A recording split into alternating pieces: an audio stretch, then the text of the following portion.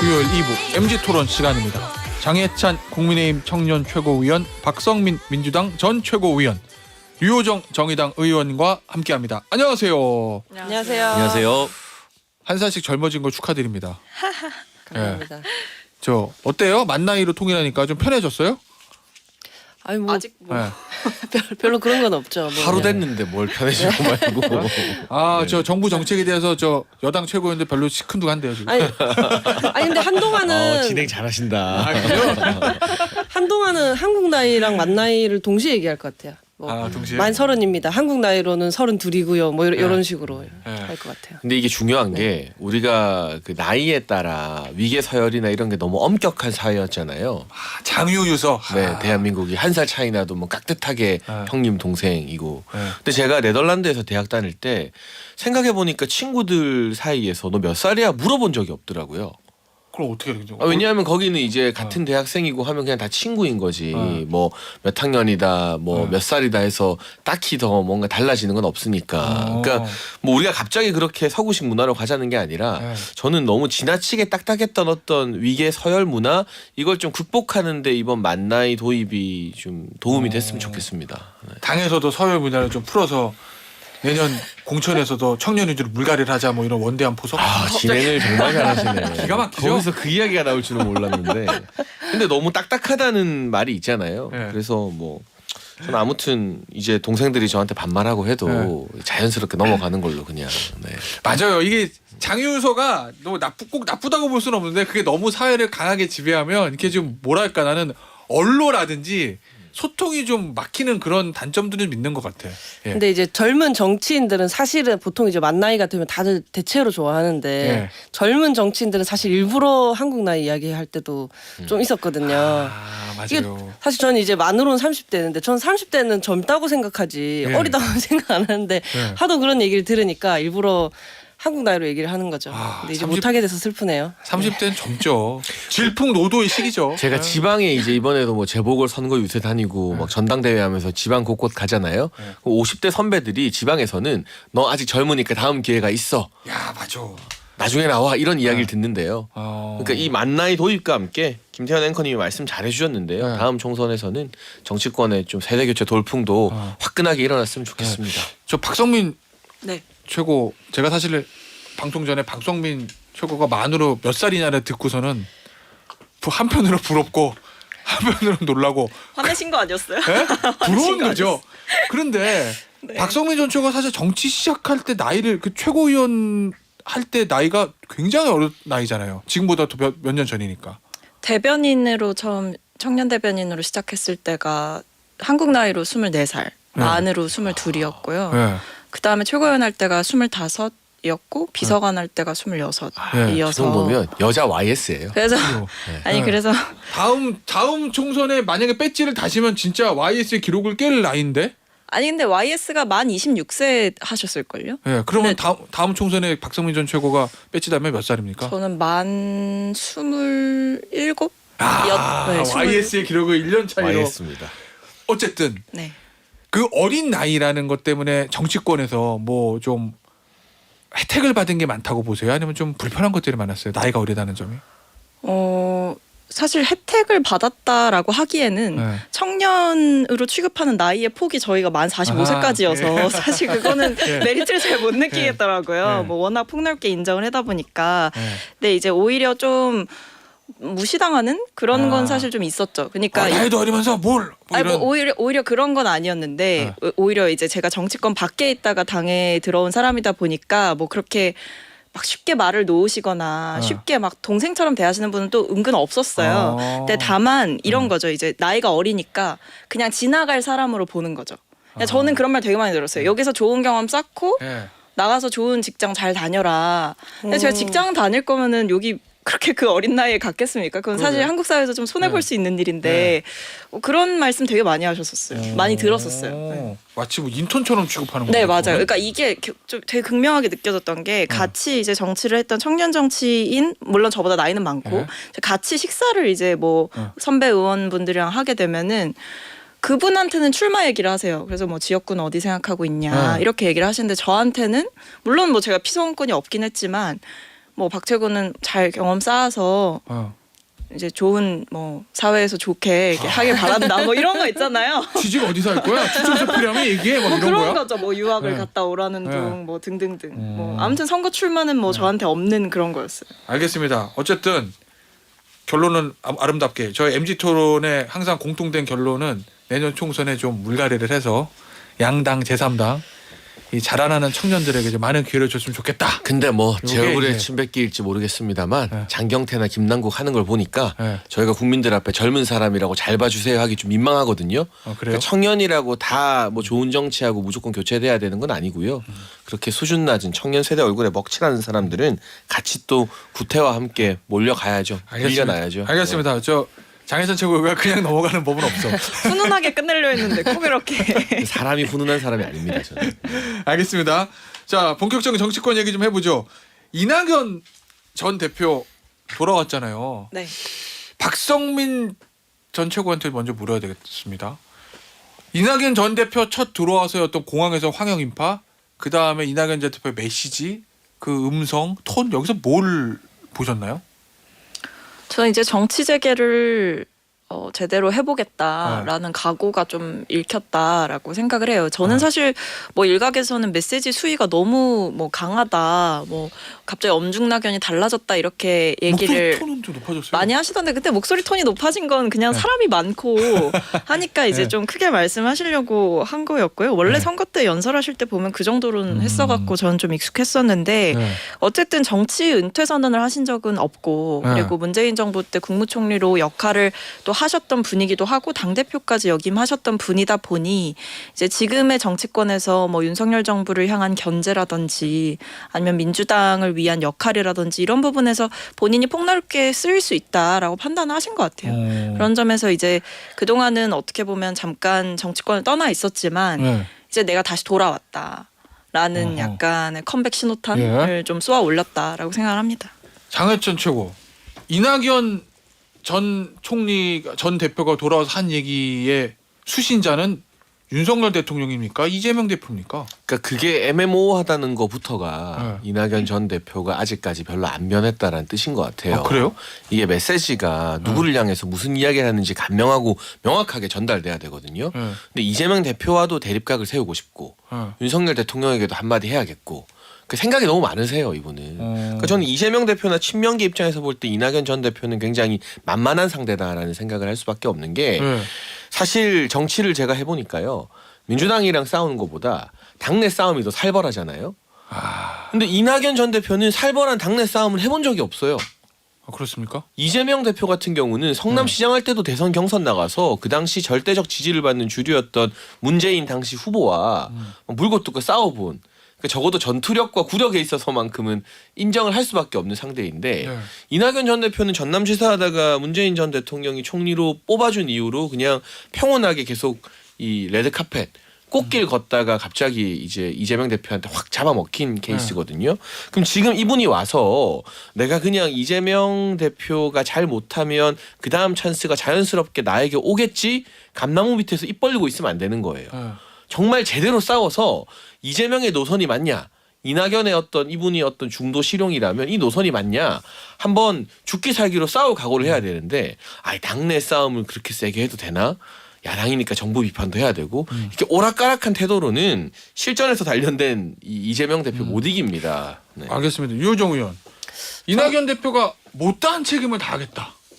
저는 본인이. 되게 조금 적극적으로 말씀하셨다고 느꼈거든요. 왜냐하면 저는 대정부 질문에서 보통 뵙기 때문에 그 거의 되게 조곤조곤 말씀하셔가지고 이번에 좀 세게 말씀하시는구나 싶었는데 뭐 못한 책임이라고 하면은 뭐 여러 가지가 있겠죠. 이재명 그 후보에게 져서 네. 정권을 빼앗긴 책임이거나 네. 아니면은 뭐 이재명 후보를 열심히 돕지 않아서 그 이후에 정권을 빼앗긴 책임이거나 뭐 그런 것들일 텐데 저는 뭐 향후에 활동을 하신다면 네.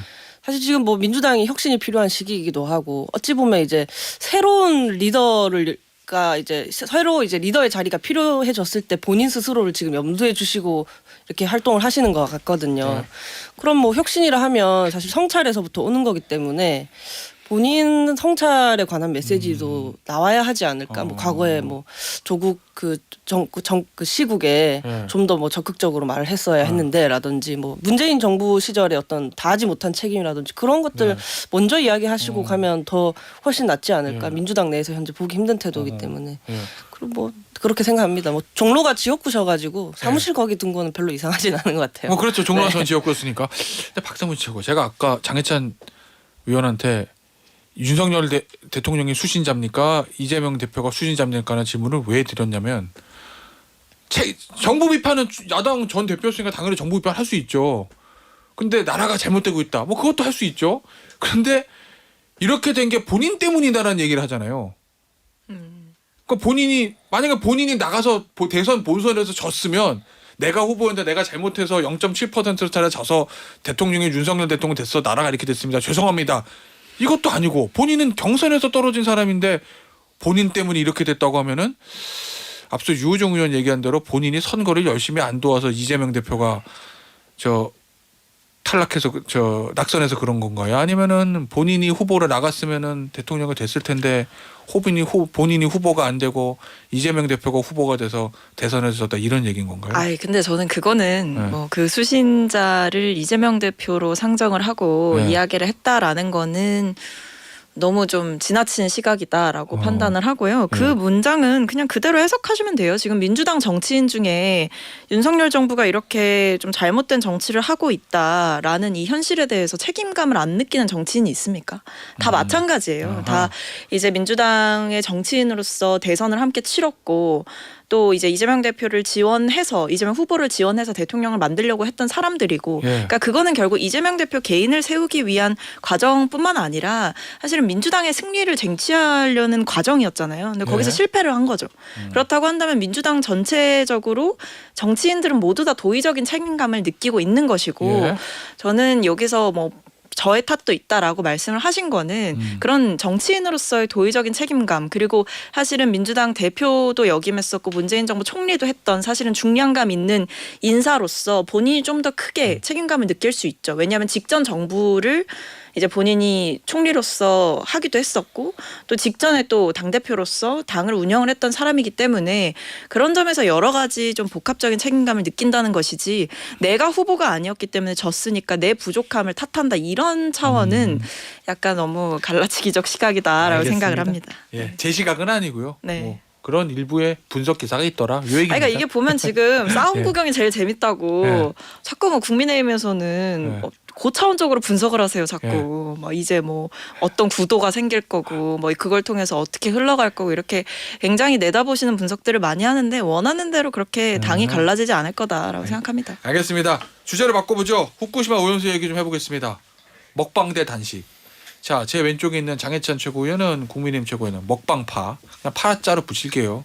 그 다음에 유호정 의원, 이정미 대표 단식. 그 다음에 박성민 최고위원, 우원식 의원 단식파. 제가 왜 이렇게 말씀드리냐면 기사들을 쭉 보면 아주 별로 먹방과 단식에 대해서 다 좀 아주 호의적인 것 같진 않아요. 좀 약간 희화화되는 그런 기사들이 좀 나오고 있고 사설들도 봐도 과연 이 문제를 한쪽은 단식, 한쪽은 먹방, 한쪽은 단식 이렇게 푸는 게 맞냐라는 이제 시각들이 좀 있는 것 같은데 각 당 입장 좀 들어보죠.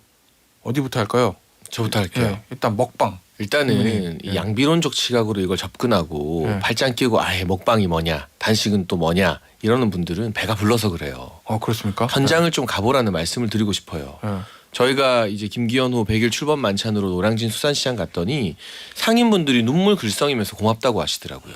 지금 정말 괴담이나 선동 때문에 장사 안 돼서 어려운데 이렇게 와줘서 홍보해 주니 고맙다. 또 김기현 대표가 이철규 사무총장과 함께 성주 참외 농가 방문해서 이야기 들은 것도 거기 계시는 농업인 분들이 정말 많이 고마워하셨습니다.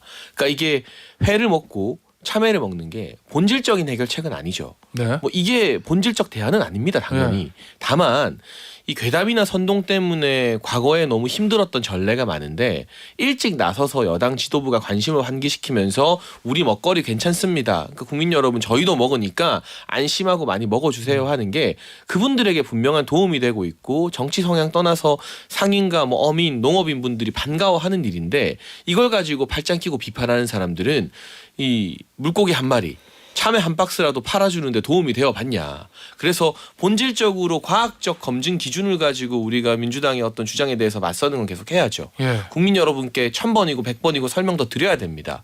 그런 노력을 게을리하지 않는다는 전제하에 이렇게 이 먹거리 촉진을 위해서 노력하는 것도 현장에서 많이 반겨주시고 도움이 되는 일이기 때문에 이걸 마치 나는 되게 똑똑한 지식인인데 먹방 같은 거 안 해 하면서 비아냥거릴 일은 아니라고 생각합니다.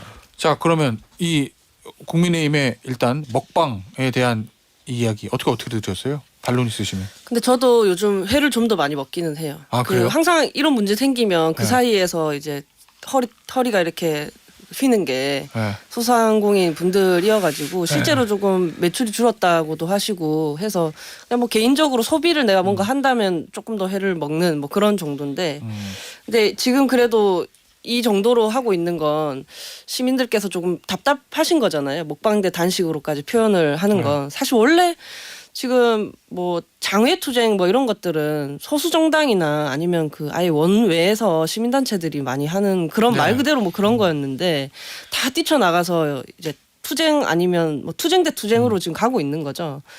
그래서 저도 사실은 이정미 대표님 그렇게 하시는 거에 대해서 왜냐면 건강도 걱정이 되고 해서 조금 만류를 하긴 했는데 예. 또 한편으로는 막아야만 하는 것도 있고 달리 지금 경색된 국면에서 다들 뭐 이제 투쟁만 하고 있는 힘을 다해서 싸우기만 하고 있어서 예. 오히려 또 더 서로 극단적인 방식을 좀 선택을 하는 것 같거든요. 그래서 뭐 지금 이 후쿠시마 문제뿐만 아니라 모든 국정 주요 현안에 대해서 이런 모습을 보이고 있는 것 자체에 대해서는 조금 국회 구성원으로서 좀 부끄럽기도 하고 죄송하기도 하고 그런 마음입니다. 자, 박상민 최고. 야당의 단식에 대해서 어떤 입장입니까?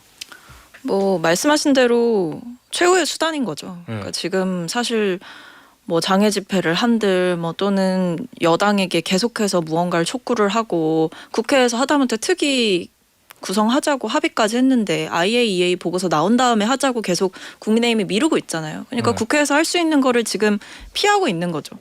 그렇다고 한다면 이제 각기 전투인데 지금 각자 플레이를 하는 거란 말이에요. 근데 문제는 저는 왜 국민의힘이 전선을 민주당이랑 긋는지를 이해할 수가 없다는 거죠.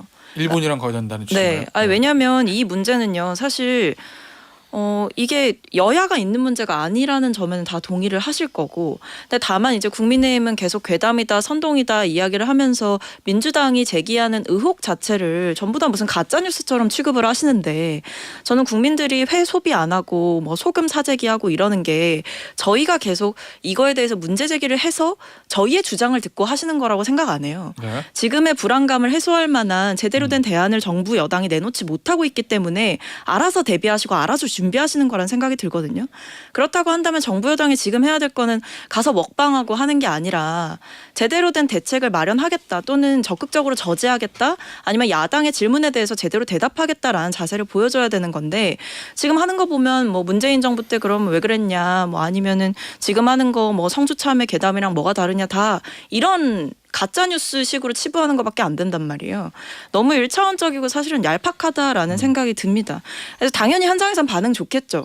당연히 도와드리는 일이니까요. 네. 근데 문제는 지금 이렇게 전선을 그어서 제대로 된 대답도 못 내놓고 일본을 옹호하는데 급급하다면 판단은 국민들이 다 하실 거다라고 생각합니다. 그러니까 저희는 제대로 된 대답을 다 내놓고 있습니다. 그리고 저희뿐만이 아니라 네. 이 우리나라 최고의 전문가들, 뭐 경희대 정범진 교수나 카이스트 정영훈 교수 같은 분들이 의원총회도 나오시고 여러 방송을 통해서 객관적 수치와 통계로 후쿠시마의 오염 처리수 방류가 국내 해역이나 국내 수산물에 문제가 되지 않는다는 것을 입증하고 있는데 여기에 대해서 민주당이나 또는 민주당 측을 대리해서 나온 분들이 통계나 근거 자료를 제시하지는 못하고 밑도 끝도 없는 괴담과 음모론을 지금 계속 내세워서 국민의 공포감을 자극하고 있으니 이 전선은 민주당과 국민의힘의 전선이 아니라 과학과 괴담의 전선인 것이고요. 통계와 공포의 전선인 것이죠. 그리고 아무리 이 들으시는 청취자분들이나 국민 여러분께서 우려를 하셔도 또 아닌 건 아니다라고 말씀드리는 게 정치권의 역할인데 천일염 같은 경우는 삼중 수소가 이제 이제 물이기 때문에 소금 만드는 과정에서 증발하면 전혀 영향을 받지 않아요. 그리고 이 후쿠시마 오염 처리수 같은 경우는 동해 건너편 저쪽 해역에서 태평양 방향으로 방류가 되는데 우리나라 천일염 산지 대부분은 또 서해 쪽에 몰려 있잖아요. 그러니까 이게 과학적으로 인과관계가 하나도 맞지 않는 사재기이기 때문에 그건 우려하시는 국민들에게 우려를 이해합니다라고 말하면서도 그러나 아닌 건 아닙니다라고 또 말을 할 수 있는 용기가 저는 정치권에 필요하다고 생각을 합니다. 알겠습니다. 자, 청취자 문자 소개하면서 저희가 2부를 마무리하죠. 오늘 커피 많이 쏜답니다. 우리 저 이상한 PD가. 황선홍님, 둘 다 왜 하는지 모르겠어요. 먹방이나 단식이나 둘 다 정치쇼로 보입니다 하셨고요. 이재규님께서는 시민단체 관리를 왜 국회에서 먹방이나 단식 시민단체가 된다 뭐 이런 입장이신 것 같아요. 국회에서는 머리 맞대고 해결책을 내놔야지 이런 취지신 것 같고요. 2469님 맞아요. 방류에 따른 우리의 준비가 뭐가 필요한지 말해줘요. 이 맞아요는 누구 얘기에 맞다고 하신 건지 제가 어쨌든 황소롱님, 이재기님, 2469님께 사랑과 감사의 마음을 담아서 커피 쿠폰 저희 이상은 PD가 보내드린답니다. 광고 들으시고요. 3부에 다시 돌아와서 다른 얘기 좀 해보겠습니다. 9418님께서 서울버스 5625 기사입니다. 아침마다 김태현의 정치쇼 잘 듣고 있습니다. 커피 한 잔 먹고 싶어요. 커피 주세요. 드려야죠. 예, 드립니다. 버스 기사님들이 잘해 주셔야 돼요. 왜냐하면 버스 기사님들의 채널 선택권을 가지고 계시기 때문에 들으실 수밖에 없어. 버스 타고 다니시는 분들은. 예. 우리 기사님께 커피 쿠폰 한 장 보내드리고요. 요 얘기 좀 해보죠. 신당. 내가 유호정 의원 나오면 꼭 물어보고 싶은 게 있었습니다. 얼마 전에 이정미 대표 제가 인터뷰를 해가지고 네네. 정의당 얘기부터 좀 물어보죠. 지난 주말이잖아요. 그렇죠. 전국위원회가. 네. 제3세력과 연대해서 재창당 결정을 내렸다.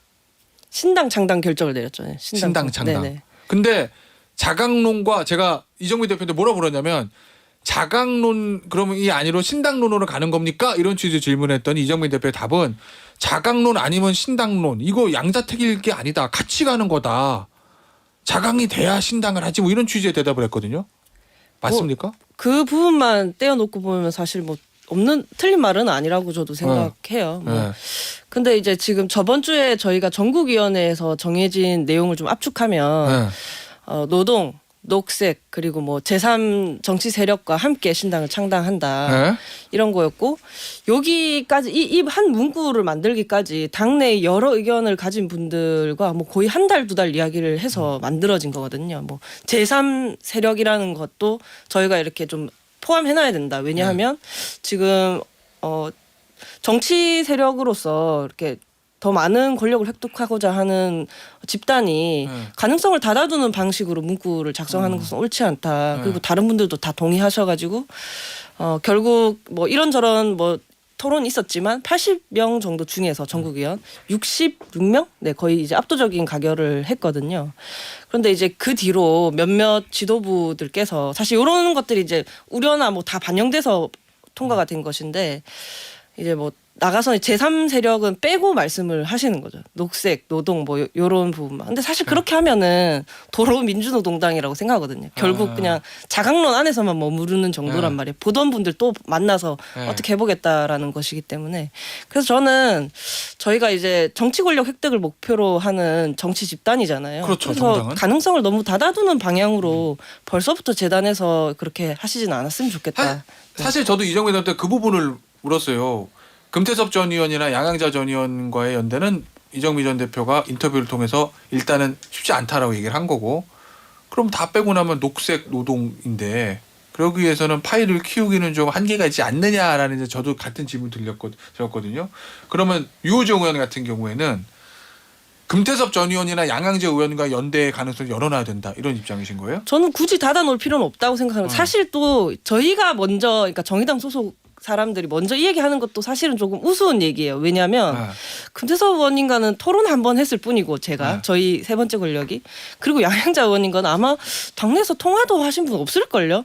그런데 그러니까 상대방은 아무런 얘기를 하지 않았는데 나서서 벌써 누군 되고 누군 안 되고 하면 당연히 불쾌하죠. 그러니까 이제 뭐 삶의 궤적을 볼 때 금태섭 의원은 안 된다 말씀하셔가지고 대표님이 그래서 금태섭 의원이 막 화내고 하셨잖아요.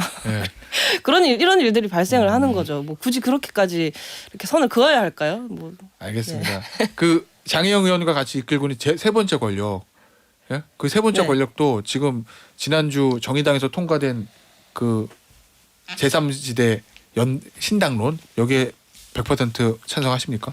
그 문구는 저희도 같이 작성을 한 거예요. 제3 세력이라는 그 문구 한 단어를 넣는 것에 저희도 영향을 미쳤고 그대로 이렇게 진행이 된다면 저희도 달리 이렇게 뭐 반대하거나 하진 않을 건데 다만 이제 그렇게 문구 작성을 해놓고 끝나자마자 이제 진행되는 기자간담회나 인터뷰에서는 그 부분은 이제 빼고 말씀을 하시니까 그러면 이런 거죠. 국회 내에서 아무리 토론하고 뭐 해봐야 소용없다 하는 것처럼 정의당 안에서도 이러고 있으면 어쩌자는 거지 하는 생각이 조금 드는 거죠. 사실 지금은 이제 제3지대에서 뭐 어떤 비전을 만들고 시민들께 어떤 약속을 할 것인지 좀 논의를 해야죠. 그리고 알겠습니다.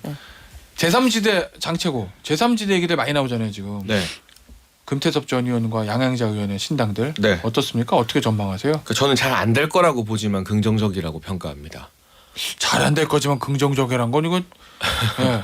잘 안 될 거라는 건 아무래도 우리 정치에 강력한 인물 구심점이 없으면 이게 총선에서 현실 정치에서 성과를 거두기 힘든데 현재까지 나오는 제3세력 중에 강력한 대선 주자급 구심점은 보이지 않는 것 같아요. 그리고 새로워야 되는데 유호정 의원님의 세 번째 권력은 새로워요. 근데 금태섭 의원님이나 이런 분들은 훌륭한 분들이지만 이제 더 이상 참신한 카드는 아니다. 그분들도 중도나 뭐 제3권력 이야기한 지 어언다 10년 지난 분들이다. 라서 제가 현실적 전망을 그렇게 밝게 평가하진 않습니다. 다만 양당 내부에서 개혁을 하는 동력이 또 있고요. 바깥에서 개혁을 할 수 있는 동력이 있는데 이게 지금 무당층 비율이 굉장히 높아지고 있잖아요. 네. 그만큼 양당에 대한 이 비토 정서가 높다는 뜻인데 밖에서 뭔가 개혁을 하는 분들이 총선 국면에서 뭐 또 합당도 하게 되고 통합도 하게 되고 전 이런 흐름들이 긍정적이라 보거든요. 이것이 국민의힘과 민주당에게 좋은 자극제가 되어서 양당을 좀 건강하게 만들 수 있다면 그 자체는 또 충분히 긍정적인 시도라고 보기 때문에 뭐 현실적으로는 어려움이 있을지언정 이러한 움직임 자체가 한국 정치에 뭐 득이 되면 득이 됐지 나쁜 영향을 끼칠 거라고 보지는 않아요. 알겠습니다. 박성민 전 최고위원은 다른 주제 물어볼게요. 네. 박원순 전 서울시장 다큐멘터리 개봉한다는데 여성단체 46곳이 규탄 기자회견을 열었습니다. 핵심은 피해자를 향한 가혹한 2차 가해라는 거고 그런데 여기에 박지원 전 민주당 비대위원장이 당내에서 아무도 박원순 미화 다큐 비판을 안 한다 이렇게 얘기하고 있던데 이거 상황을 어떻게 보시나요? 정말 민주당 내에서 비판 목소리가 전혀 없습니까? 뭐 그렇다고 보기에는 어쨌든 이미 한번 이 사안에 대해서 저희 당의 입장은 정리하고 지나간 바가 있습니다. 어떡해요? 당시에 권익위의 판단이 나왔을 때 예전에 네, 저희가 한번 사과를 공식적으로 뭐 수석 대변인 명의로도 당 대표가 직접 최고위원 회의에서도 죄송하다 피해자분께 죄송하다라고 반성과 사죄의 말씀을 드린 적이 있었고요. 그리고 지자체장의 성범죄에 따른 판단은 사실 이제 선거 참패로 저희는 받았다라고 생각을 합니다. 그러니까 그런 점에서 지금 이 박원순 다큐에 대해서 뭐 국회에 지나다니시는 민주당 의원님들 붙잡고 물어본다면 다들 하면 안 된다고 말씀하실 거예요. 근데 만약에 이게 명시적인 목소리가 나오지 않았기 때문에 뭐 이런 말씀을 박지원 위원장이 하신 거라면 제가 말씀을 드리겠습니다. 저는 이런 박원순 시장에 대한 이 다큐를 만들어서는 안 된다라고 생각을 하고 이것을 상영하는 것 자체가 결국에는 박원순 시장에 대한 미화의 성격이 분명히 있는 것이고 이건 여전히 이제 의심과 2차 가해 속에 살아가고 있는 피해자를 향한 정말 엄청난 공격이다라고 생각을 합니다. 그런 점에서 피해자의 일상 회복이 제일 우선시 되어야 한다라는 점엔 저희 당도 이견이 없고 그런 점에서 이 박원순 시장의 다큐 상영을 저희가 절대 뭐 옹호하거나 침묵하거나 달가워하지 않는 상황이라는 점을 말씀드리고 싶습니다. 알겠습니다. 유정 사실 저는 이게 제대로 된 추모도 될 수 없다고 생각하거든요. 박원순 시장님의 이전의 그 삶들을 생각했을 때 이런 방식의 추모가 제대로 된 추모가 될 수 없다. 오히려? 네, 시민들의 오히려 그 추모할 시간을 빼앗는 거라고도 생각을 하고요.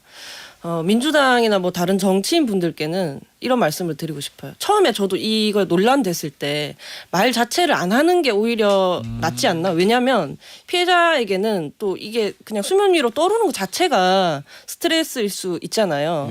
그런데 뭐 언론에서도 좀 다루기 시작했고 만약에 저희가 말하지 않으면 계속해서 그 제작진의 인터뷰만 계속 그러니까 일방의 입장만 계속 나가게 될 거기 때문에 예. 저도 인터뷰가 들어왔을 때 했었는데 이제 피할 수 없게 된 상황이라면 적극적으로 좀 더 피해자 곁에서 연대를 해주시면 좋겠다 그런 말씀드리고 싶어요. 알겠습니다. 자 마지막 주제입니다.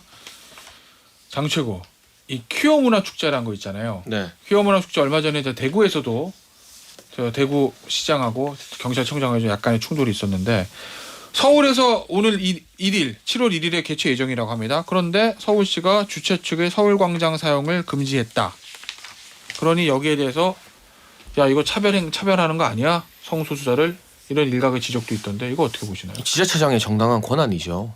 이런 거 각각 알아서 잘 판단하려고 우리가 지방자치하는 거 아닙니까? 아 지자체마다 다를 수 있다. 그럼요. 예. 네, 근데 여기에 대해서는 오세훈 시장이나 홍준표 시장이 본인들의 정치적 판단을 내린 것이고 또 행정적으로 예. 그 부분은 뭐 여러 논란의 소지는 될 수 있을지언정 저는 존중받아야 된다고 생각을 합니다. 그리고 지금 우리나라도 그렇고 세계적으로 뭐 성소수자나 이런 분들이 뭐 차별 많이 받는다고 하겠지만 과거처럼 아예 존재 자체가 드러나지 않아서 이런 퀴어 퍼레이드를 통해서 우리 여기 있다라고 알릴 정도의 상황인가.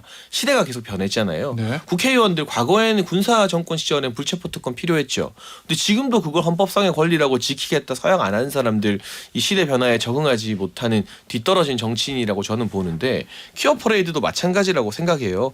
존재 자체가 뭐 언론이나 매스미디어에 노출되지 않았던 시대의 퀴어 퍼레이드와 지금 그냥 TV 드라마나 영화 특히 뭐 디즈니나 마블 같은 경우는 지나친 PC주의로 성소수자 아니면 주인공하기 힘들어진다 이런 자조적인 이야기까지 나오는 마당에 이렇게 이 대중적 국민적 정서와 좀 많이 동떨어진 과격하고 지나치게 좀 도발적인 형태의 퍼레이드가 필요한가? 저는 이제는 뭐 동의가 잘 안 되는 부분이 있어서 근데 이 부분은 또 너무 깊이 들어가면 성소수자 현황에 대한 막 토론이 돼야 되는데 그걸 지금 우리가 하자는 건 아닌 것 같고 허가를 내주느냐 마느냐는 전 지자체장의 정당한 권리고요. 만약 또 내주는 지자체가 있다면 그 판단에 대해서 해당 자치단체장이 정치적 평가를 받으면 되는 거죠. 자 박성민 전 최고의 이야기 좀 들어보겠습니다. 이 이슈에 대한. 근데 이 퀴어 문화 축제 같은 게 뭐 장최고의 말씀에 따르면 존재를 알리기 위한 목적이 가장 주된 목적이었다라는 식으로 읽히는데요. 근데 그런 논리면 사실 외국에서는 할 이유가 없죠. 왜냐하면 외국은 저희보다 훨씬 더 그 퀴어라는 그런 개념에 대한 이해도 훨씬 높고 실제로 오픈하고 살아가는 사람들이 굉장히 많은 상황인데 그럼 그 사람들은 왜 합니까? 그러니까 어쨌든 사회적으로 분명히 의미가 있는 이슈다라고 저는 생각을 하고 다만 이 서울시에서 지금 이야기하고 있는 거는 다른 축제에 똑같은 기간에 다른 축제가 신청이 들어왔고 이제 심사를 해봤더니 그 축제가 더 우선시되는 조례가 있다라는 식으로 지금 변명을 하고 있는데 저는 이건 누가 봐도 이제 이게 퀴어 문화 축제이기 때문에 뒤로 밀렸다라고 생각을 해요. 왜냐하면 신고 순위가 동일한 경우에는 그 신고자들 간의 협의나 조정이 분명히 할 수 있다라고 절차상에 보장이 되어 있음에도 불구하고 이걸 서울시에서 조정하려는 회의라든지 별도로 통보하거나 설명하는 내용도 없었을 뿐만 아니라 회의록도 혐오 발언으로 지금 문제가 좀 되고 있는 부분이 있죠. 알겠습니다. 자 류호정 의원의 의견을 마지막으로. 저는 뭐 홍보를 좀 과격하다고 하셨는데 전혀 그렇지 않습니다. 거기에 이제 퍼레이드가 뭐니 해도 이제 하이라이트인데 한 4시부터 하니까 꼭 와주셨으면 좋겠고 거기 이제 트럭 그리고 이제 일부 이제 행진 대열이 나가고 트럭 나가고 대열 나가고 하는데 또 트럭마다 선곡이 달라요. 저는 이제 나이상 한 15년 전 최신곡을 좋아하는데 뭐 그런 거 골라가는 재미도 있고요. 뭐 좀 생각이 다른 분들이 조금 의사가 있다면 저는 같이 가고 싶은 마음도 있습니다. 서로 제가 대신 이제 또 장해찬 최고께서 말씀하시는 어떤 곳에 또 가보는 거죠. 서로를 좀 이해하기 위해서. 상대를 이해하기 위해서. 네. 뭐 그런 것도 괜찮을 것 같은데 그리고 사실 또 이전 현황들을 좀 말씀드리면 코로나 직전에 한 15만 명 정도 참여하는 이제 소수 행사가 아닙니다. 사실 이제 시대적 흐름이라고 보고 있고요. 뭐 몇몇 분들 때문에 좀 변목 현상을 겪고 있지 않나 뭐 생각을 하는데 너무 많은 상처받지 않았으면 좋겠고 시간이 없군요. 네. 없습니다.